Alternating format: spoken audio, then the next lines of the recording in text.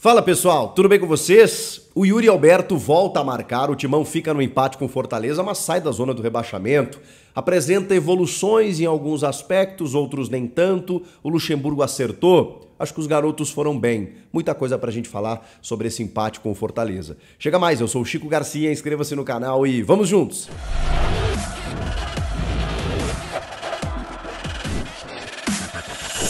Pessoal, aquela dica, você sabe o que é o OneFootball? O OneFootball é o melhor aplicativo de futebol que existe. Lá você define o seu time do coração, escolhe lá, recebe as notificações em tempo real dos jogos. Você acompanha notícias, estatísticas, resultados, assiste vídeos, transmissões de jogos ao vivo e de graça, conteúdos exclusivos, tudo o que você quiser do mundo da bola está no OneFootball. E agora, falando em Campeonato Brasileiro, está de volta os melhores momentos do Brasileirão, séries A e B. Terminou o jogo? Corre para o OneFootball que você confere os melhores momentos da partida. Simples assim. O link está aqui na descrição, no comentário fixado. Você baixa gratuitamente o OneFootball, não custa nada e serve para qualquer celular. Bom, pessoal, segundo jogo do técnico Vanderlei Luxemburgo, primeiro no Campeonato Brasileiro. Quarta rodada, vejam só, o Corinthians já estava flertando, namorando, quase casando com a zona do rebaixamento.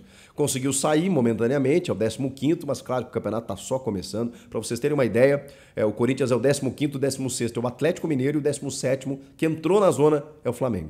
Essa é a configuração da tabela nesse momento. Tem muita água para rolar, mas o que a gente precisa entender nesse momento, na minha opinião, é a evolução do time sob comando de um novo treinador, que está implementando mudanças. É apenas o seu segundo jogo, mas já dá para ver nitidamente aquilo que o Luxemburgo pretende.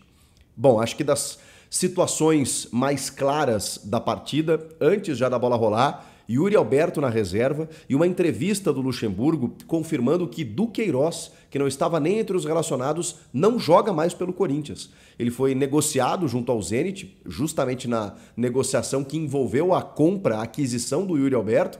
E o Luxemburgo falou, ele não está mais aqui, não está com a cabeça mais aqui, está pensando como ele vai jogar por lá, o dinheiro que ele vai ganhar, a casa que ele tem que montar, daqui a pouco o jogador machuca, eu ia me sentir muito culpado e tudo mais, falta um mês para ele ir embora, então vai um abraço. E acho que ele está certo, realmente não faz sentido, até porque o Duqueiroz não tem entregado tanto assim tecnicamente. Aí você coloca um jogador, expondo ele com risco de lesão e sem a cabeça no lugar, acho que fez bem o técnico Vanderlei Luxemburgo. Que também não relacionou outros jogadores, né? O Júnior Moraes, o Barleta, aquela coisa toda, mas deixou Yuri Alberto no banco. Ele já tinha indicado isso, as informações já haviam sido veiculadas nesse sentido, acho que a Gazeta Esportiva foi a primeira a trazer a informação no início da semana, mas ele, depois da entrevista, depois do jogo contra o Del Valle, ele falou que gostaria do Roger mais próximo da área, finalizando e tudo mais, deu indícios. E o Yuri Alberto, que vinha sem marcar, havia 9 jogos, ficou no banco de reservas. Já digo para vocês que eu discordei. Deu certo porque o Yuri entrou no segundo tempo e acabou empatando o jogo, quebrando o jejum, fazendo o seu gol e tudo mais. Talvez até tenha aliviado um pouco a pressão sobre o centroavante, né? Acho que não, né? Porque ele continuava com a responsabilidade de ter que marcar, mas quando o jogador entra no segundo tempo não tem aquela carga, né, de começar o jogo, ele é o camisa 9 e tudo mais. Mas por que eu discordo? Acho até que a formatação encontrada pelo Luxemburgo, com o Pedro, o garoto Pedro, por um lado, o Adson pela direita e o Roger Guedes de falso 9, poderia funcionar, mas não funcionou. Aliás, nunca funcionou o Roger de falso 9. Ele reclamava dos outros treinadores, né, o Silvinho e o Vitor Pereira, e ele não funcionava tão bem. O Roger sempre funcionou, não é pelo lado do campo. Eu entendi o que o Luxemburgo quis dizer, só que eu acho que faltou ele perceber que o Roger não era mais esse jogador. Quem eu aqui para dar dica para o Luxemburgo? Mas ele vai perceber que o Roger já não é mais um ponteiro esquerdo. Ele não fica preso lá do lado, acompanhando o lateral. O Roger, com o Fernando Lázaro, é bom que se diga e se faça justiça, se tornou um jogador muito mais móvel. E aí sim, ele poderia chegar na área para finalizar. Colocado na referência, deu tudo errado, por quê? Porque o Roger, sendo esse último cara, quando a bola chegava nele, normalmente ele estava sozinho, brigando com os zagueiros e não conseguia ter parceria para tabelar. O Corinthians não tinha um segundo atacante. Apesar do Adson e do Pedro chegarem, eles estavam muito mais preocupados com a cobertura pelos lados do campo. Então, quando a bola chegava no Roger, o Roger não tinha parceria. Ele ficava isolado entre os zagueiros do Fortaleza. Ou ele vinha para buscar o jogo. E aí ele ficava longe da área, tendo que carregar essa bola e a área desabitada. Ninguém lá, porque você perdeu o centroavante, você perdeu a referência. Assim, não funciona. Achei até que o Luxemburgo, depois do primeiro tempo, iria corrigir no intervalo. Não corrigiu. O Yuri entra apenas aos 18 minutos do segundo tempo. Gente, eu falei aqui antes até o seguinte, você tirar o Yuri, dar um banco pro Yuri, dar um choque pro Yuri, sei lá, tá bem, ok, isso eu até entendo. E pelo visto, realmente, né, se você pegar o resultado final, deu certo, ele marcou o gol dele. Só que, cara, você vai tirar o Yuri pra botar o Roger na referência, ou vai botar o Romero, como o Luxemburgo botou no segundo tempo, ou o Paulinho improvisado. Pra mim, nenhuma alteração, ela representa um acréscimo em relação ao que você tinha com o Yuri Alberto, que tava mal tecnicamente, que reconheceu numa entrevista pós-jogo que estava desanimado, que a bola chegava pouco e tudo mais, mas ele entende que contra o Del Valle ele até fez um jogo melhor, porque é isso que eu falo. Contra o Del Valle, por exemplo, você percebe que o Yuri faz um jogo de entrega, que ele corre, ele se movimenta, ele tenta. A fase não tá boa, mas eu prefiro ter esse jogador porque uma hora ele vai guardar. E o gol que ele faz é de um cara que tá muito envolvido mesmo no processo, sabe? Ele recupera uma bola no meio, a jogada começa com ele, vai pro lado esquerdo com o Roger do lado esquerdo,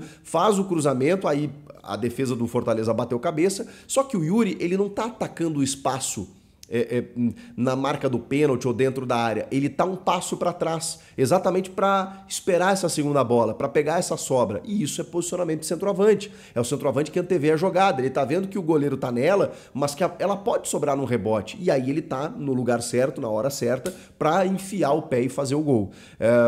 Que bom, porque talvez ele tire esse peso das costas. A gente sabe a capacidade técnica do Yuri. O Yuri não desaprendeu a jogar, mas é uma velha máxima do futebol que quando o coletivo não vai bem, as individualidades caem. Isso é natural. Ah, mas isso não serviu para o Roger Guedes. Tá bom, há exceções. O momento do Roger é maravilhoso. E o Roger é outro cara que também se desdobra. Aí, se ele ficar 2, 3 jogos sem marcar, a gente vai achar que o Roger tem que ir pro banco para entrar quem? O Romero? Não. Eu acho que assim, você respeita a fase ruim de um atacante, mas se ele tá se doando, eu acho que a ideia é de manutenção. Até porque o reserva não corresponde à altura. Essa é a minha visão do Yuri Alberto. Mas vamos lá. Ele entra no segundo tempo, garante o empate e consegue fazer com que o Corinthians se recupere um pouco na partida, porque o Fortaleza é um timaço, senhoras e senhores. É muito curioso a gente ver essa evolução no Fortaleza, porque o Fortaleza vai enfrentar o Palmeiras, por exemplo, na Copa do Brasil. E quando a gente coloca o confronto de oitavas, o Palmeiras, a gente fala assim, tá, o Palmeiras é favorito por tudo que vem fazendo, mas jogo duro, hein? E vai ser, gente. O Fortaleza vai complicar a vida de todo mundo que passar pela frente. É só você ver o que aconteceu no jogo. O Vojvoda teve inúmeros problemas físicos dentro do jogo. De 2 jogadores, por exemplo, que estão arrebentando no time. O Moisés e o Thiago Galhardo. Os 2 têm que sair no primeiro tempo. Um durante o jogo, durante o primeiro tempo, e outro no intervalo. Com dores. Inclusive o Moisés aí pode ter algo mais sério, tomara que não, porque está vivendo uma grande fase. Só que aí ele tem Silvio Romero, ele tem Romarinho, que são jogadores que já foram titulares, até com o Rogério Ceni, já jogam há muito tempo no Fortaleza. E dentro de um time ajustado, os caras entram e sabem o que fazer com a bola. É um time muito organizado, e aí você vê a diferença. É por isso que a gente tem que entender. Nossa, mas o Fortaleza pode complicar para o Corinthians na Neoquímica Arena? Pode sim, como complicou, porque você vê um trabalho consolidado, com jogadores que mesmo você perdendo os titulares, os reservas entram e sabem o que fazer, contra um time que está no 4º técnico na temporada, em que alguns jogadores estão tentando se encontrar e dentro de novas formatações táticas, jogadores que não estavam jogando, claro que você perde entrosamento, claro que você tem dificuldades. Então a diferença foi muito clara no jogo. E sobre as mudanças do Luxemburgo, achei muito interessante que ele promoveu já fiz a crítica aqui do Yuri Alberto, mas foi uma escolha dele e, repetindo, deu certo. Mas ele, aos pouquinhos, está colocando o seu método, que é rejuvenescer o time. Isso está muito claro. Já começou com o zagueiro Murilo, que está se firmando ali ao lado do Gil, porque você equilibra a situação. O Fábio Santos hoje foi titular dele, mas ele botou o Bidu no segundo tempo. Ele abriu o Pedro, de 17 anos, e o Luxemburgo já disse, se tiver 17, 16 eu boto para jogar. E ele botou para jogar, o Pedro como titular, que teve dificuldades, está se soltando, mas é normal, gente. É um moleque que está recebendo agora uma sequência, chances no profissional. E que seja assim, porque a gente sabe que ele tem qualidade. Já vimos ele na base, se fala maravilhas dele, é óbvio que ele precisa sentir o jogo. A gente pode discutir, tá, mas é uma fogueira, tá colocando o moleque agora... Será que é o momento certo de lançar? Não tem momento, gente. É na dificuldade, na pressão. É assim que os moleques, normalmente, aqueles que são bons e diferenciados, se sobressaem. E o Pedro vai ter que mostrar o seu valor. Acho que ele tentou algumas jogadas ali pelo lado esquerdo, quando o Roger Guedes caía por ali, quando o Fábio Santos apoiava, quando o Matheus Araújo caía por ali. O Matheus Araújo acho que fez um jogo bem interessante, de cobertura e mobilidade. Ele caía pelos dois lados, ele fazia tabelamentos pelo lado direito quando o Adson vinha, fazia pelo lado esquerdo com o Pedro também. O Adson fez um jogo que eu não gostava tanto, né? Porque eu sempre preferi o Adson pela esquerda, pela profundidade que ele dá. Só que o Luxemburgo, em várias entrevistas, já disse que ele prefere o canhoto pelo lado direito e o destro pelo lado esquerdo, para fazer esse corte, né? E o Adson foi um jogador, acho até que ele saiu cedo no jogo, muito envolvido na partida também. Ele dá velocidade, ele dá intensidade. E isso estava fazendo falta ao Corinthians. Foi isso que o Luxemburgo tentou implementar já, de cara. Murilo na defesa, Adson e Pedro dos lados do campo, e quanto a isso eu não discordo. Minha discordância é você tirar o Yuri Alberto deixando no banco para o Roger ser a referência, porque taticamente não funciona e individualmente o Roger perde muito lá brigando com os zagueiros. O Fausto Vera e o Rony foi a opção dele para abrir o meio campo. Até porque o Fausto Vera é um cara que se solta mais, e o Rony até foi, enfim, não acho que ele tenha feito um mau jogo. É que o Rony tem limitações, a gente precisa entender. O Maicon foi preservado depois de tudo que aconteceu, é fato, né? E o Cantígio também não estava entre os relacionados. Aos pouquinhos o Luxemburgo vai tentando entender as peças que ele tem, e são essas as peças que ele tem. Até haver uma reformulação, até novos contratos na janela, até o final da temporada, ele precisa resolver imediatamente, ele precisa estancar uma sangria, ele precisa resolver uma ferida que está aberta. Então você tem que lidar com aquilo que você tem. E aí tem um jogador que entrou no segundo tempo que me surpreendeu demais, que foi o Biro, o Guilherme Biro. Que qualidade tem esse jogador? A gente já sabia, obviamente, né, por tudo que ele fez na base, mas às vezes o cara sente, né? Não foi a primeira vez que ele jogou entre os profissionais, mas nunca, sei lá, acho que ele recebeu mais tempo dessa vez. Gostei do Biro. Jogou mais pelo lado esquerdo, né? Aí o Adson ficou pela direita até sair, depois entrou o Romero. O Romero, acho que é uma insistência, né, para ver se ele acontece de uma vez por todas, mas ele não aconteceu. Isso é fato. Agora, o Guilherme Biro, sim, ele já de cara fez uma jogada linda pelo lado esquerdo, dando um tapa, tirando o marcador, arrancando, e a jogada deu sequência, quase que saiu o gol do Corinthians. Guilherme Biro, muito bom jogador. Ele tem uma leitura de ocupação de espaços, qualidade técnica, de leitura mesmo de espaço, sabe? Quando ele tá com a bola, você vê que ele sabe o que fazer. A tomada de decisão dele, tem gente que não gosta desse termo, né? Que virou meio clichê, mas explica tudo, na minha opinião, né? A tomada de decisão, para mim, dele é quase sempre perfeita. Ele sempre sabe o que fazer. E para um jogador de 17 anos, nota-se que é um jogador diferente. Acho até que o Biro ele tá mais evoluído, até porque virou o cérebro, né, desse time sub-20, o cara da base e tal, do que o Pedro, por exemplo. Tem outra característica, que é um jogador mais do drible e tal, mas o Biro eu acho que é um jogador mais afirmado e que pode muito bem entrar nesse time do Corinthians e daqui a pouco até ser titular dentro desse rejuvenescimento que o Luxemburgo está propondo para a equipe.